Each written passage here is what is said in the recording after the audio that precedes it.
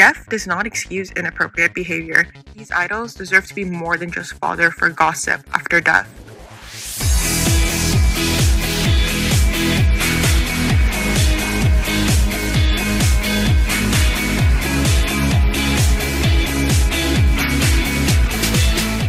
Death is a difficult thing to process. I'm not going to pretend it isn't something incredibly complicated to wrap your mind on.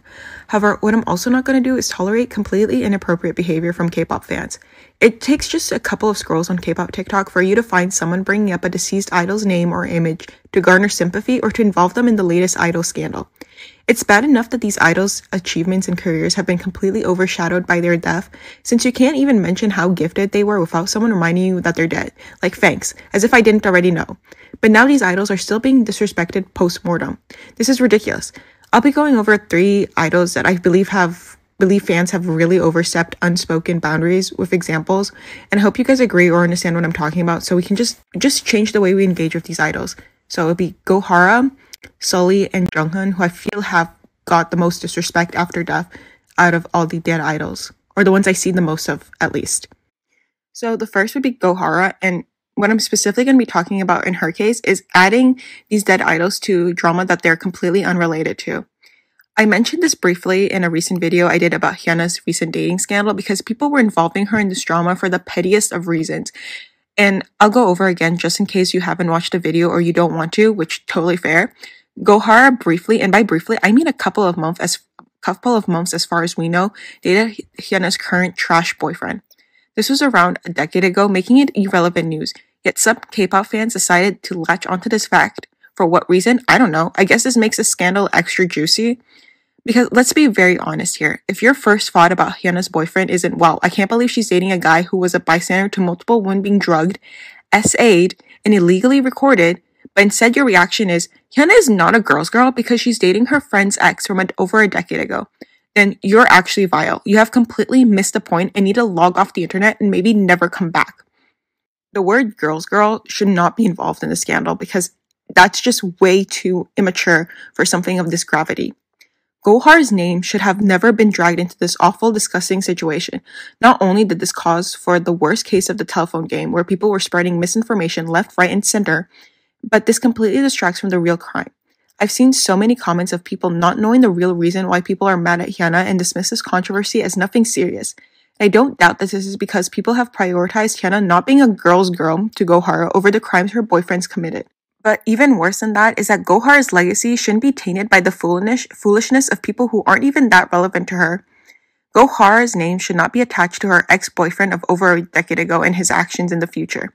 They dated so briefly that the fact that anytime he does something she gets mentioned is just not fair to her. Same with Hyunna. Her friendship with her isn't very clear. There's very few videos of them together. The very few clips of them together are also from over a decade ago. They were colleagues in a reality TV show for a short period of time, and I don't doubt they were close, but I don't think they were best friends. And of course, I'll never know how strong their friendship was, but neither will you. You can't say that they were the best of friends just as much as I can't say they weren't the best of friends, because we will never know. So with that being said, Hara also doesn't need to be attached to the stupid things Hyunna does. Her legacy does not continue with them, so stop mentioning her, especially for something as petty as being a girl's girl. She deserves to have peace in the afterlife. So my second case is with Sulli, and she has almost the similar treatment to Hara, but because of their deaths having different circumstances, they manifest in different ways. With Sulli, there's this awful trend of whenever a female idol or girl group is getting a lot of hate or negative feedback, they'll get related back to Sulli. I see the desire to want to compare, but sometimes the comparison does not match. The Venn diagrams have no overlap. In fact, they are on two opposite sides of the page. The gravity of the hate Sulli got before her passing either isn't properly understood, or this is done by newer K-pop fans who don't know. And that's the problem. It's a lot of new K-pop fans who discover these idols who have passed, and rather than acknowledging them as once three-dimensional people who had lives outside of their deaths, they turn them into bait for sadness. The hatred towards Sulli was something that had begun in the minute she had left FX to pursue acting. This was taken as a great betrayal by some fans, and on top of her outspoken nature, the public was praying for her downfall. This is just to say that Sulli was set up to fail. Going from beloved, innocent child actress to autonomous woman with opinions was not something the public took lightly. The hate she received was persistent. There was no moment of rest for her. The systemic abuse that Sulli experienced was on another level than any example you put up of her. In a country in which reading a feminist book, scratch that, reading a book perceived to be feminist simply because it centers around a female main character gets you hate, they were not going to take lightly to someone who's outspoken as she was about multiple taboo issues, not just gender equality, but also mental illness. Sulli was a trailblazer in every sense of the word. She didn't just speak on her beliefs, she acted on them. In a country where they don't have protection for the harassment she received and the abuse she faced, no one was going to be held responsible for the type of abuse Sulli was receiving. That is why you cannot compare what happened to her with what happens to other female idols, especially if the idol is getting criticism, not hate. I'm sorry, but in no world should Sulli's name be dragged into a conversation about what's happening with Les Seraphim and their recent hate train. Do I think that the girls from Les Seraphim are getting a lot of hate and a lot of the criticism have gone past the point of constructive and gone right to downright nasty? Absolutely. But this does not mean they are facing the same type of misogynistic abuse that Sulli went through. This comparison is offensive, especially when there's more apt comparisons you can make. Almost every big girl group has experienced something similar. In fact, Twice went through the exact same hate during their Signal Until Fancy era, in which they were hated on for poor vocals, which also started because of an awful encore stage and a song that didn't suit their voices. This is just to say that there is no need to bring up Sulli into this equation when there is much better comparisons to be made. And to top it off, another thing that I've been seeing some Les Seraphim fans do to people who are criticizing Les Seraphim, like rightfully so, or, just giving some constructive criticism, is that they'll attack them and use Sulli as an example of what could happen to the girls of Les Seraphim if they continue getting hate. And this is completely unacceptable behavior. You cannot scare someone off of having constructive criticism, especially if they're being polite and respectful about it. That is absolutely insane behavior to participate in. I think it's fair to talk about Sulli and her actions and compare to how much more female idols can do since her time. There are some comparisons that are more respectful that I think is fair. However, you have to be very careful when you decide to bring her name up. You can't just bring her name up every time there is a scandal with female idols. You can't bring up her name and her life simply for shock factor or to scare fans who have valid criticism. The least we can do is give Sulli some peace now. I mean, it's long overdue. She deserves at least this much. And my last example is Jonghyun. So Jonghyun's death was probably the most impactful out of these deaths for me personally. I was a huge, big fan of his, and this is the one that's most personal to me. That's all I just want to say. So a lot of what I say is coming from personal opinions and my own biases. I don't think there's been an idol as disrespected post-death as much as Jonghyun has.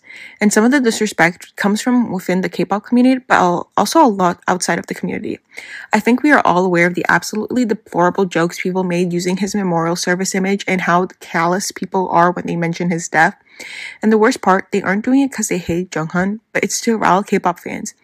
You can hate a community even if for something as shallow as thinking we're cringe or whatever crappy excuse, but Jonghyun was a person before he was an idol. There are limits, and this is going far beyond playful, lighthearted teasing. It's just gross.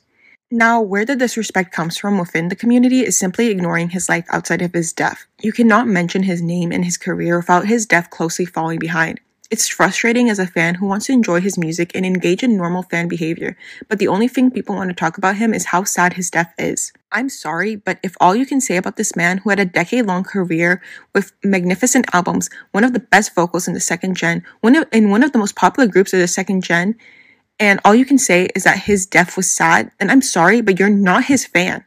And you don't have a right to be sad. Well, okay, you do have a right to be sad over his death, but you don't have a right to garner pity using him. You can't miss him because you have no memory of him as an artist to miss. It's such a breath of fresh air when I enter a K-pop discussion about him and we're all relishing on his amazing work and talent, because he deserves to be remembered by the work he left behind and his creativity, not just how he died.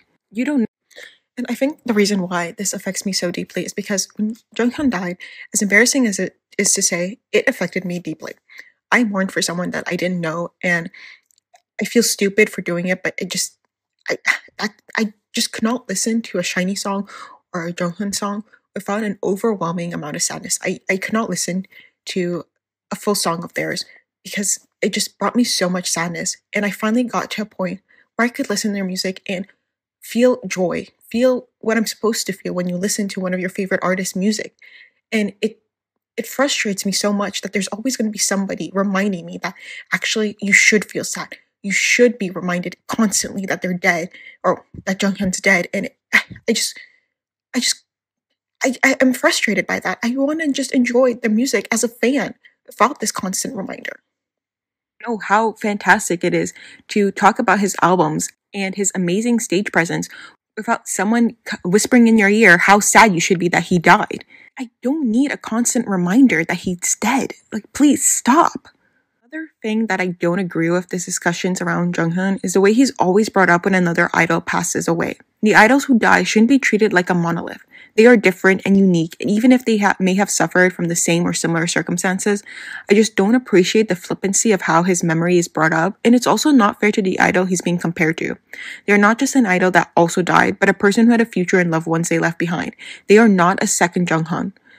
And while it's fair and good to acknowledge that that the current systems put way too much pressure on idols and does not care about their mental health enough, it is still important to treat them as individuals with proper care and respect. So this is the end of my video. I talked about 3 examples that I'm most aware of and I see the most inappropriate behavior around. Sorry if I sound weird. I can't hear from my my left ear for whatever reason. I'm gonna get it checked out soon. So if I sound weird, it's because of that. I can't really hear myself.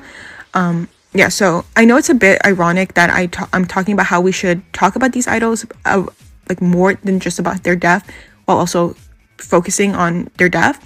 But I promise this is the last time I'll ever speak on these idols this way.